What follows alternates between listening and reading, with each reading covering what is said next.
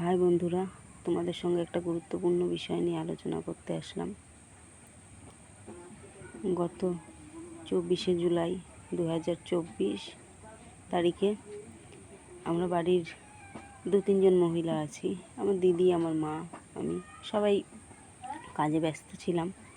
যাই হোক, আমাদের ভুলবশতই সকাল 9:45 থেকে 9টা নাগাদ যাই হোক আমার আদর চৌকি থেকে পড়ে যাওয়ার পরে যাই হোক আমরা সকলে তাড়াহুড়ো করে ওকে তুলে জল টল দেওয়া, তারপরে বরফ লাগানো, যেহেতু মাথায় লেগেছিল। তারপর ঘরে একটা থার্মোজেল বলে একটা জেল আছে, সেই জেলটা লাগিয়ে দিই। ও তো খুব কান্নাকাটি করছিল, তার থেকে বেশি আমি ভয় পেয়ে গেছিলাম। যেহেতু মা, বুঝতেই তো পারেন আপনারা যে সন্তানের কোনো আঘাত লাগলে সেই আঘাত সন্তানের গায়ে না, মায়েরই আগে এসে লাগে। তো যাই হোক, ওর বাবাকে ফোন করলাম। ওর বাবা যেহেতু অটো চালায়, তাড়াতাড়ি করে ওর বাবা বাড়ি আসলো। তো তাড়াহুড়ো করে ওকে আমরা তখনই হসপিটালে নিয়ে গেলাম। নিয়ে যাওয়ার সঙ্গে সঙ্গেই ইমার্জেন্সিতে নিয়ে গেলাম। তা ওইখানে যারা থাকে, ডাক্তার কিংবা নার্স, আমি হয়তো বলতে পারবো না, বা জুনিয়র ডাক্তার, তারাই ওকে দেখলো। দেখে জিজ্ঞাসা করলো যে বমি টমি করেছে কিনা। আমার আদর বমি করেনি। তারপর ওনাকে বললাম, বলা টলার পরে ওনারা একটা ওনারা স্ক্যান লিখে দিল। তা স্ক্যান লেখার পরে আমরা স্ক্যানের ওখানে গেলাম। স্ক্যানটা যেহেতু করাতে হবে, এখানে কাগজপত্র সরকারিভাবে, জানেনই আপনারা যে সরকারি জায়গায় কোনোভাবে কোনো কিছু করতে গেলে অনেকটা সময় লাগে। কাগজপত্র জমা টমা দেওয়ার পরে তারপর অনেকক্ষণ পরে ওর বাবা আমাকে বারবার বলছিল যে ওখান থেকে নাকি বলে দিয়েছে, একটা মহিলা ছিল যে আর কি রিসেপশানে কাগজ টাগজ নিচ্ছিল, তিনি নাকি বলে দিয়েছে বাচ্চাকে ঘুম পাড়াতে না। সেই হিসাবে আমি ওকে ঘুমও পাড়াইনি, ও জেগেই ছিল। তা অনেকটা পরে, প্রায় 25-30 মিনিট পরে ওকে ডাকলো। ডাকার পরে 25-30 মিনিট না হলেও 20-25 মিনিট পরে, যাই হোক, ডাকার পরে তখন ও একটু ঘুমিয়ে পড়ছে। ভেতরে নিয়ে গেলাম। নিয়ে যাওয়ার পরে যেই ওকে ওখানকার যে ছেলেটা ছিল, যে আর কি আমাদের ডেকে ভেতরে নিল, সে বলেছিল বাচ্চা কি ঘুমোচ্ছে। এবার যেহেতু ওর তখন সেই সময় হালকা হালকা চোখ লেগে এসেছিলো, এবার আমাকে তো বলে দেয়নি যে ভালো মতো ঘুম পাড়াতে। আমি সেইভাবেই ওকে নিয়ে শোয়াতে গেছি, আর তখনই ও উঠে গেছে। আর হলো না আমাদের স্ক্যানটা করা। বাইরে বেরিয়ে চলে আসলাম। তা ওই ছেলেটা আবার বললো যে ভালো করে ঘুম পাড়ান। বাইরে বসেই আছি, বাচ্চা মানুষ যেহেতু, তো আর সঙ্গে সঙ্গেই ঘুমিয়ে পড়ে না, অনেকটা সময় লাগে ওর ঘুমাতে। তা সেই সময় ওকে সকালবেলা যেহেতু এরকম ঘটনা ঘটেছে, রীতিমতো ওকে ঠিকমতো খাওয়াতেও পারিনি, না খাইয়েই নিয়ে চলে গেছিলাম। এবার ওকে যাই হোক বুকের দুধ খাওয়ালাম, খাইয়ে টাইয়ে কোনো মতো ঘুম পাড়ালাম। তা ঘুমিয়ে পড়েছে। ঘুমানোর পরে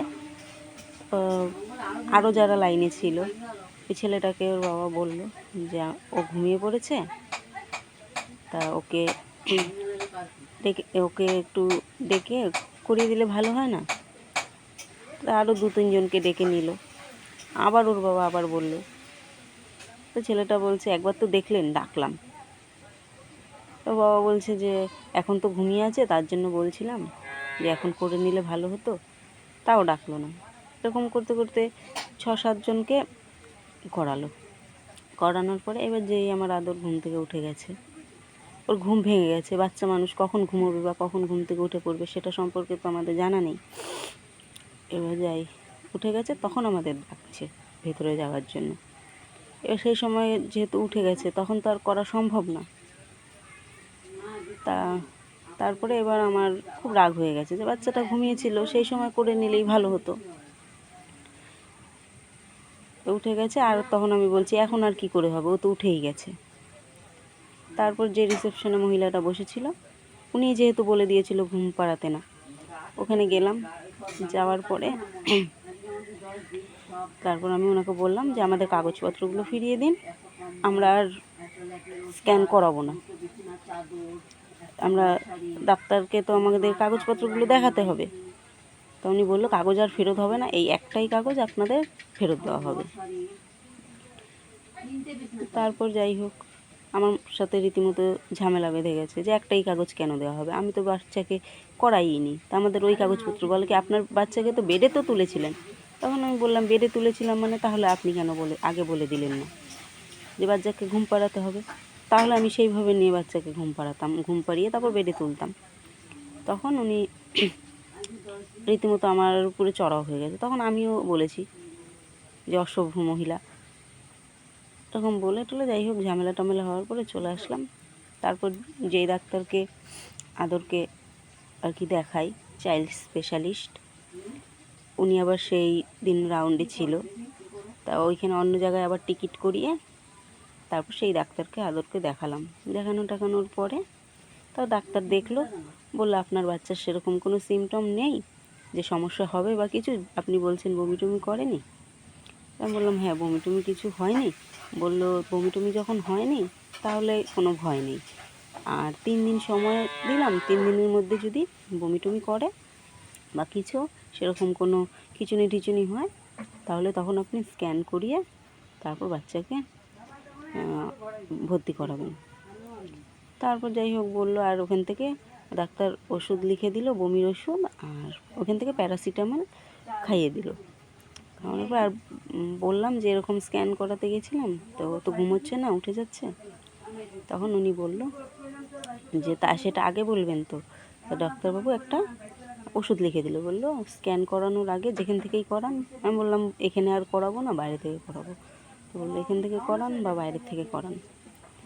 একটা ওষুধ লিখে দিল, বললো আধা ঘন্টা স্ক্যান করানোর আধা ঘন্টা আগে ওই ওষুধটা ওকে খাইয়ে নিতে। তারপরে যাই হোক বলে দিল, আমরা ওখান থেকে তখন চলে আসলাম। চলে আসার পরে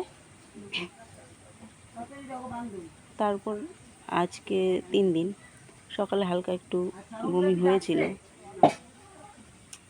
তা যেটা গুরুত্বপূর্ণ বিষয় আমি বলার জন্য ভিডিওটা করছি, যাদের হয়তো ছোট ছোট বাচ্চা আছে এরকম অঘটন ঘটতেই পারে, পড়ে যেতে পারে খাট থেকে বিছানা থেকে, তাদের জন্য ভিডিওটা। ঠিক আছে, তারা ডাক্তার তো লিখতেই পারে যে স্ক্যান করানোর কথা বা কিছু, যদি মাথায় চোট পায় বা কিছু সেই হিসাবে, তাহলে সেই যে ওখান থেকে বলে দিক বা আপনারা জেনে রাখুন যে একটা ওষুধ পাওয়া যায় স্ক্যান করানোর আধা ঘন্টা আগে, ওই ওষুধটা নাকি খাইয়ে নিতে হয়, তাহলে বাচ্চা ঘুমানোর পরে তারপর স্ক্যানটা তখন ভালো মতো করা যায়। সেটাই জানানোর জন্য এই ভিডিওটা করা। আমার মতন না হলে সবাইকে হেনস্থ হতে হবে। ঠিক আছে বন্ধুরা, কেউ কেউ হয়তো জানেন আপনাদের মধ্যে, আবার কেউ কেউ হয়তো জানেন না। যারা জানেন না তারা অন্যকে জানার জন্য ভিডিওটা শেয়ার করে দেবেন।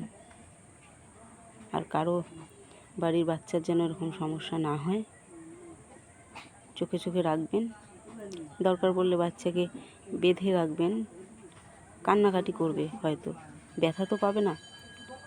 মাথায় আঘাত মানে গুরুত্বপূর্ণ একটা বিষয়। এখন হয়তো কোনো সমস্যা হচ্ছে না, কিন্তু ভবিষ্যতে গিয়ে খারাপ কিছু হতেই পারে। দয়া করে যারা যারা আমার ভিডিওটা দেখবেন শেয়ার করে অন্যকে এই বিষয়টা জানার জন্য সুযোগ করে দেবেন। সবাই ভালো থাকবেন, সবার সন্তান যেন ভালো থাকে।